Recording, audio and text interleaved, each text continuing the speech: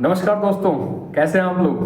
मेरा नाम है जतिन शर्मा और आज हम लेके आ चुके हैं एक और नई वीडियो आपके लिए, या फिर कह लीजिए बहुत इंटरेस्टिंग वीडियो होने वाली है ये, क्योंकि इसमें मैं आपसे बात करूंगा बहुत इंपॉर्टेंट क्वेश्चंस की, जीके जीएस के क्वेश्चंस की, जो बहुत से कंपटीशन एग्जाम है, चाहे वो रेलवे का एग्जाम हो, चाहे एसएससी का एग्जाम हो, यूपीएससी का एग्जाम हो, या अदर कोई स्टेट पीसीएस एग्जाम हो, सभी एग्जाम्स में बहुत ही अच्छी भूमिका निभाएंगे क्वेश्चंस, और ब्रह्मास्त्र की तरह इनका उपयोग किया जाएगा आपके एग्जाम्स की रीढ़ की हड्डी को तोड़ने के लिए।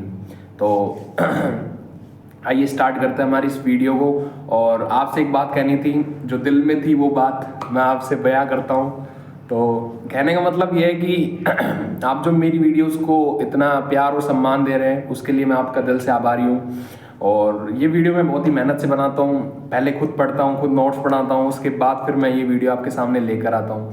तो जब भी आपको लगे कि हाँ हमें लाइक करना है, हमें शेयर करना है, या हमें सब्सक्राइब करना है, तो आप ज़रूर करिएगा।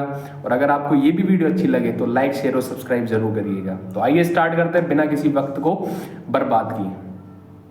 तो हमारा जो पहला क्वेश्चन है वो है, as per the article 123 the ordinance making power is the most important legislative power of, यानी कि जो आर्टिकल हमारा 123 है उसमें जो ऑर्डिनेंस है, जो अध्यादेश है, उसको पारित करना यानी कि उसको लागू करने का अधिकार किसके पास है।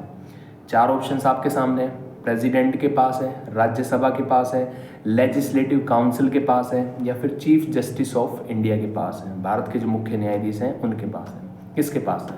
तो इसका जो राइट आंसर है वो है राष्ट्रपति। जो हमारे प्रेसिडेंट हैं उनके पास जो अध्यादेश है वो लागू करने का अधिकार है आर्टिकल 123 में, यानी कि हमारा जो संविधान है उसका जो अनुच्छेद 123 है उसमें ये बात लिखी हुई है।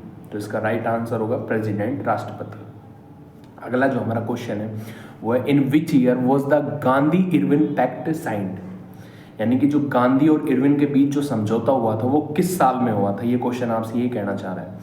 1935 में हुआ था, 1929 में हुआ था, 1931 में हुआ था, या 1941 में हुआ था, 1935 में हुआ था, 1929 में हुआ था, 1931 में हुआ था, ये 1941 में हुआ था। तो इसका जो राइट आंसर है वो है 1931, 1931 में हुआ था गांधी और इरविन पैक्ट, यानी कि गांधी और इरविन के बीच समझौता।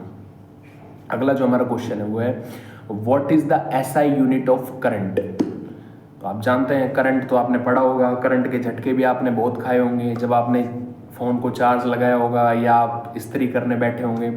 तो जो करंट होता है, आपने 10th क्लास में एक चैप्टर पढ़ा होगा इलेक्ट्रिसिटी, उसमें एक टर्म आई थी, करंट की भी आई थी, चार्ज की भी आई थी, पोटेंशियल डिफरेंस की भी आई थी, रेजिस्टेंस की, रेजिस्टिविटी की, पावर की, ये जितनी भी टर्म्स थी ये उसके अंदर आई थी, उनकी यूनिट्स भी आई थी। तो जो करंट है उसकी यूनिट कौन सी होती है? चार ऑप्शन आप सामने, ओम्स, एम्पियर, मीटर या वोल्ट। इसका राइट आंसर बताइए। तो इसका जो राइट आंसर है वो है एम्पियर। ऐसे ही चार्ज की कूलॉम होती है, ऐसे ही आपकी पोटेंशियल डिफरेंस की वोल्ट होती है। तो अलग से मैं आपके सामने एक वीडियो लेके आऊँगा जिसमें हम ये सारी यूनिट्स, जो जो इंपॉर्टेंट यूनिट्स हैं वो हम डिस्कस करेंगे। जो ऐसा यूनिट्स हैं वो हम सारी डिस्कस करने वाले हैं उस वीडियो के अंदर। तो इसका जो राइट आंसर है वो है एम्पियर। अगला जो हमारा क्वेश्चन है वो है, doctor BR Ambedkar described directive principles of state policy as dash of the Indian constitution. इसमें ये कहा गया है या ये पूछा गया है कि जो डॉक्टर BR अम्बेडकर जी हैं, जो हमारे कानून मंत्री रहे थे, जो सबसे पहले जो लॉ मिनिस्टर थे, उन्होंने इसमें ये पूछा है कि जो DPSP है, उन्होंने क्या, हम नहीं पूछा है, क्वेश्चन हम नहीं बनाया, तो जो DPSP है, directive principle of state policy, इसको उन्होंने किस नाम से संबोधित किया है या किस नाम से बुलाया है? सोल ऑफ द स्टेट, संविधान की आत्मा, identity card of the constitution, संविधान की पहचान, the most precious part of the constitution, बहुत ही कीमती भाग संविधान का, या फिर ए नोवल फीचर ऑफ कॉन्स्टिट्यूशन, एक अहम हिस्सा संविधान का। तो इसका जो राइट आंसर है वो है ए नोवल फीचर ऑफ कॉन्स्टिट्यूशन, एक अहम हिस्सा संविधान का, जिसे हम बोलते हैं DPSP, directive principle of state policy. और एक बात याद रखिएगा, जो DPSP है वो अपरिवर्तनीय होते हैं, अनचेंजेबल होते हैं, यानी कि अगर उनमें कोई भी धोखाधड़ी हो जाती है या आपसे वो छीन लिए जाते हैं तो आप उसके रिगार्डिंग किसी भी कोर्ट में अप्लाई नहीं कर सकते या किसी भी कोर्ट का दरवाज़ा नहीं खटखटा सकते। तो ये अनचेंजेबल होता है, अपरिवर्तनीय होता है। अगला जो हमारा क्वेश्चन है वो है, तेरह ताली folk dance is primarily associated with which of the following states. इसमें ये पूछा गया है कि जो तेरह ताली फोल्क डांस है वो कौन से स्टेट में किया जाता है। तेरह ताली जैसे घूमर, तेरह ताली, ये जितने भी डांस हैं, फोल्क डांस हैं, ये सारे राजस्थान के अंदर किए जाते हैं। तो चार ऑप्शन हैं आपके सामने, राजस्थान, असम, मध्य प्रदेश और हरियाणा। तो मैंने अभी आंसर आपके सामने बता ही दिया है कि जो राजस्थान है वहाँ घूमर, तेरह ताली और ये सारे डांसेस किए जाते हैं। तो राइट आंसर हमारा क्या होगा, राजस्थान। अगला क्वेश्चन हमारा, अगला जो क्वेश्चन है वो है, which of the following articles deal with the composition of the Rajya Sabha. जो राज्यसभा है, सिंपल सी बात है, सिंपल सा क्वेश्चन है कि राज्यसभा का उल्लेख संविधान के कौन से अनुच्छेद में किया गया है। ये क्वेश्चन आपसे ये पूछ रहा है। चार ऑप्शन आपके सामने, आर्टिकल 76, आर्टिकल 80, आर्टिकल 84 या आर्टिकल 92। यानी आर्टिकल 76, आर्टिकल 80 या आर्टिकल 84 या फिर आर्टिकल 92। तो इसका जो राइट आंसर है वो है आर्टिकल 80। ऐसे लोकसभा का जिक्र संविधान के कौन से आर्टिकल में है, आर्टिकल 81 में। ऐसे संसद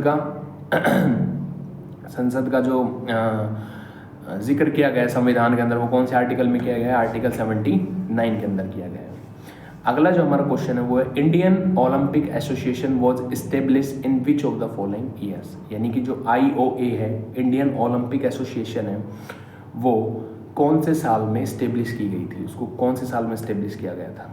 1927 में किया गया था, 1931 में किया गया था, 1933 में किया गया था या 1929 में किया गया था। तो इसका जो राइट आंसर है वो है 1927, 1927 में इसका इस्टेब्लिशमेंट किया गया था। किसका, इंडियन ओलंपिक एसोसिएशन का।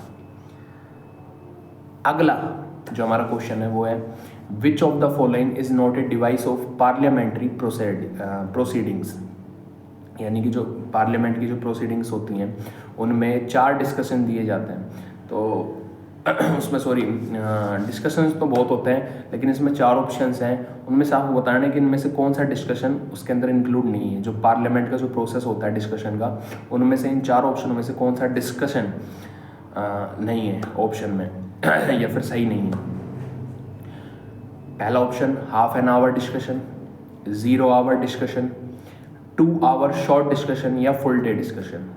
तो आप जानते हैं कि जो फुल डे डिस्कशन है इसका जिक्र पार्लियामेंट के अंदर नहीं किया गया है। सिर्फ 3 का जिक्र किया गया है, 0 आवर डिस्कशन का, 2 आवर शॉर्ट डिस्कशन का और हाफ एन आवर डिस्कशन का। फुल डे डिस्कशन का यहाँ पे जिक्र नहीं किया गया। तो इसका जो राइट आंसर है वो है फुल डे डिस्कशन।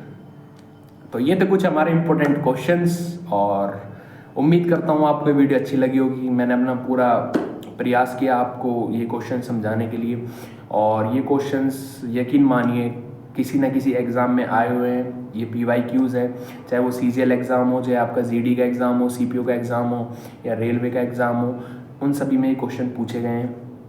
और मैं बड़ी मेहनत से ये वीडियो आपके सामने लेके आया हूँ। PYQs मैंने बनाए हैं खुद से।